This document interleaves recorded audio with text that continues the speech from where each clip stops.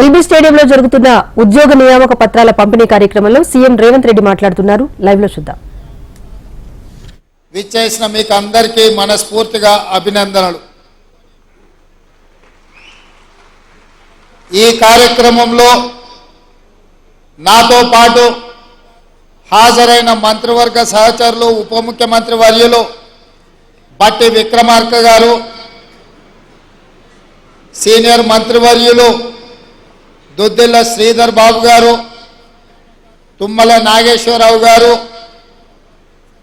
పొన్నం ప్రభాకర్ గారు, శ్రీమతి కొండ సురేఖ గారు, అదేవిధంగా శాసనసభ్యులు,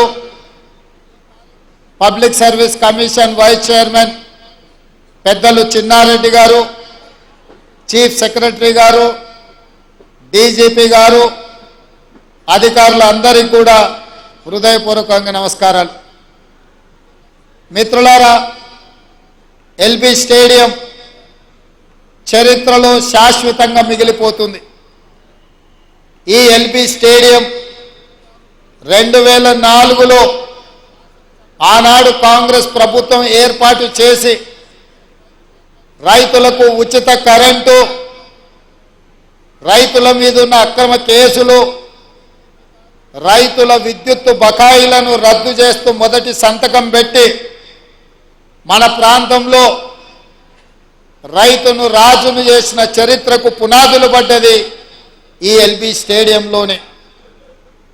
మళ్ళీ 2023 డిసెంబర్ 7 తారీఖు నాడు శ్రీ మల్లికార్జున్ ఖర్గే గారు, శ్రీమతి సోనియా గాంధీ గారు, శ్రీ రాహుల్ గాంధీ గారు, శ్రీమతి ప్రియాంక గాంధీ గారి సమక్షంలో వేలాది మంది తెలంగాణ బిడ్డలు ఇదే ఎల్బీ స్టేడియంలోకి వచ్చి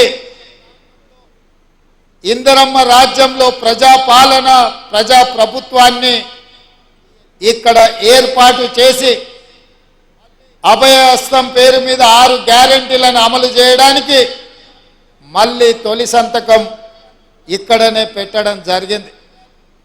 ఈ ఎల్బీ స్టేడియానికి ఉన్న చరిత్ర ఇదే కాకుండా 3 నెలలలోనే 30,000 ఉద్యోగాల నియామక పత్రాలు ఈ వేదిక మీద నుంచే లక్షలాది మంది నిరుద్యోగ యువకుల యొక్క ఆకాంక్షలు తీర్చడానికి ఈ వేదిక మీద నుంచే సంతకం పెట్టి నియామక పత్రాలు ఇవ్వడం జరిగింది.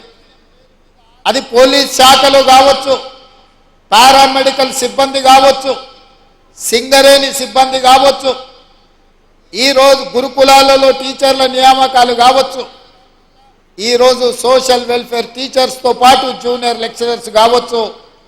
ఎన్ని ఉద్యోగ నియామకాలు ఈ ఎల్బీ స్టేడియం వేదికగా జరుగుతున్నది అంటే ఖచ్చితంగా రాబోయే చరిత్రలో ఈ ఎల్బీ స్టేడియం శాశ్వతంగా లిఖించడం జరుగుతుందని చెప్పి నేను విశ్వసిస్తున్నా.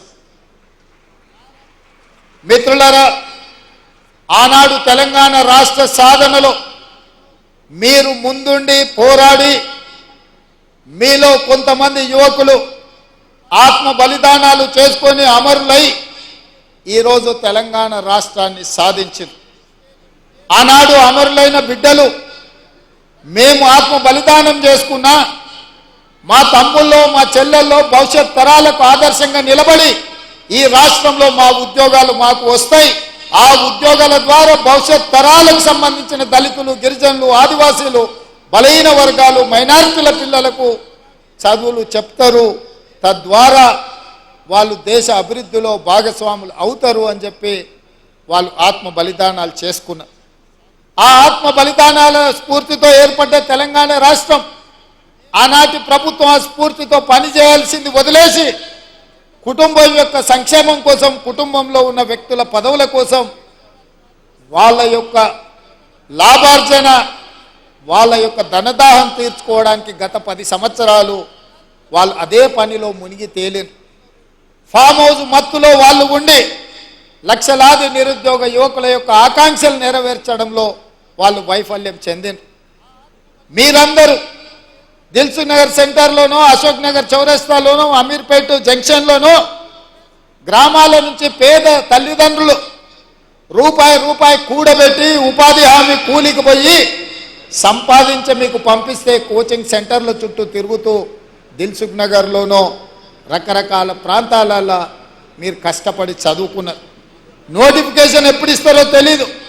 పరీక్షలు నిర్వహిస్తే ప్రశ్నాపత్రాలు ఏ జిరాక్స్ సెంటర్లో తేలుతాయో తెలీదు. ప్రశ్నాపత్రాలను ఎవరు దిద్దుతారో దిద్దే వాళ్ళ మీద నమ్మకం లేదు, ఫలితాలు ప్రకటించే వాళ్ళ మీద విశ్వాసం లేదు.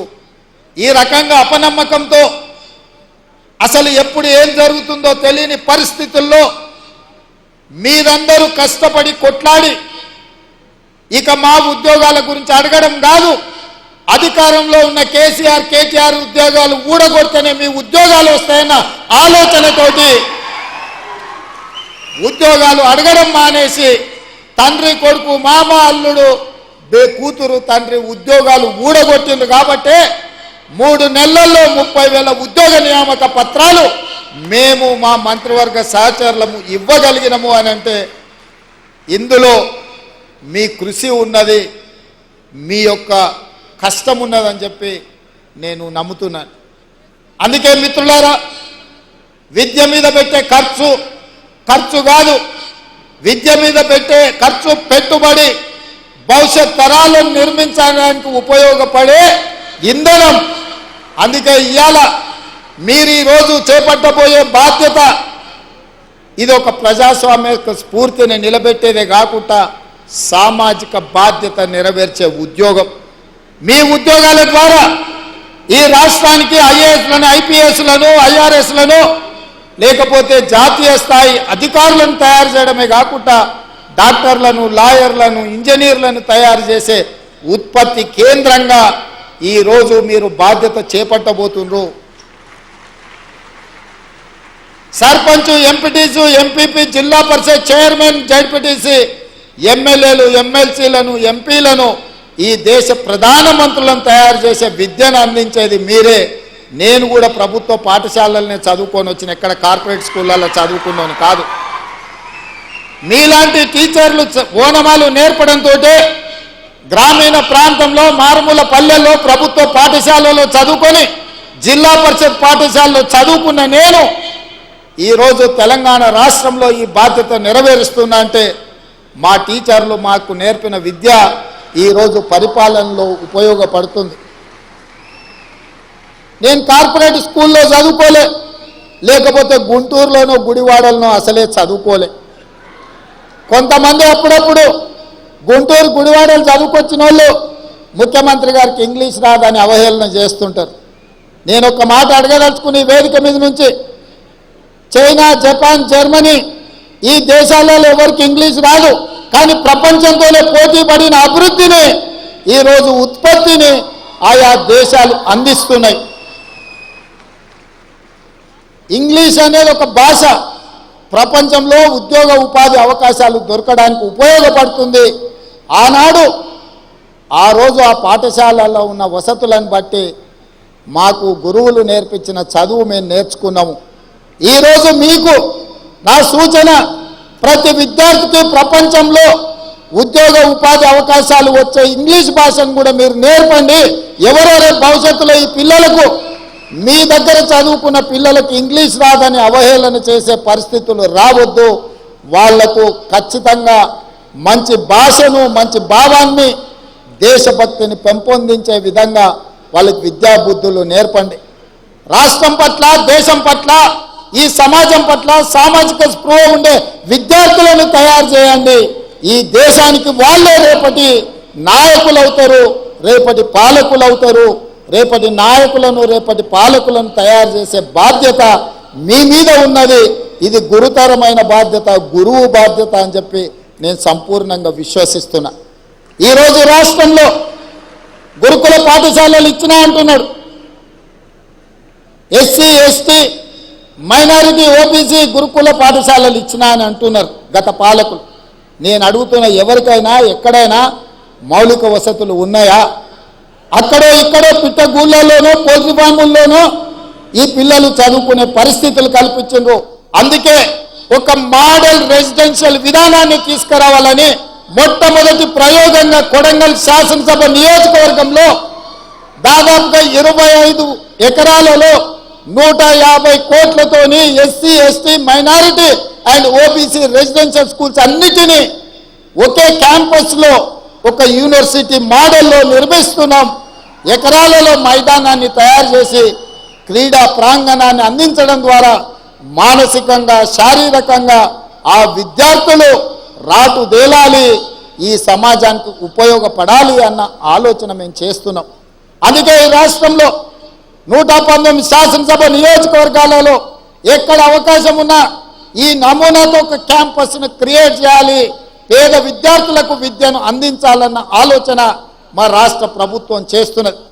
ఇదే కాదు, ఆనాడు ప్రతి కిలోమీటర్కు సింగిల్ టీచర్ పాఠశాల, ప్రతి 3 కిలోమీటర్లకు ప్రాథమిక పాఠశాల, ప్రతి 5 కిలోమీటర్లకు ప్రాథమికోన్నత పాఠశాల, ప్రతి 10 కిలోమీటర్లకు ఒక హై స్కూల్, ప్రతి మండలంలో జూనియర్ కాలేజు, ప్రతి నియోజకవర్గంలో డిగ్రీ కాలేజు, ప్రతి రెవెన్యూ డివిజన్లో ఇంజనీరింగ్ కాలేజ్, ప్రతి జిల్లాలో మెడికల్ కాలేజ్ అండ్ యూనివర్సిటీలను ఇవ్వాలన్న విద్యా విధానంతో ఆనాడు కాంగ్రెస్ పార్టీ 2004 నుంచి 2014 వరకు పేదలకు విద్యను అందించే ప్రయత్నం చేసింది.